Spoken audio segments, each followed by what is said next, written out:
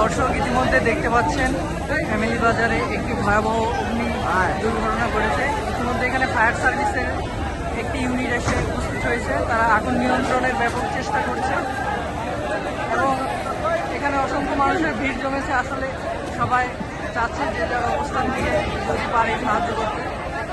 এখানে fire service তাদের যথাযথ চেষ্টা করছে। একটি ইউনিট আমরা ইতিমধ্যে দেখতে পাচ্ছি এখানে রয়েছে। আগুনের সূত্রপাতটা আসলে কোথা থেকে হয়েছে তা এখন আমরা জানতে পারি।